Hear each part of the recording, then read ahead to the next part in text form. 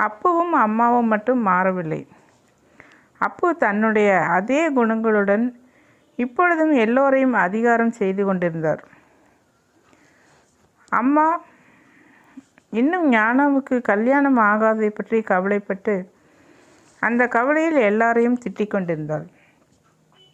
ஒரு நாள் இரவு நேரம் தவராஜன் சமையல் அறைக்குள் சாப்பிட்டு கொண்டிருந்தான். அவனையும் ஞானாவையும் தவிர அங்கு வேறு எவரும் இல்லை.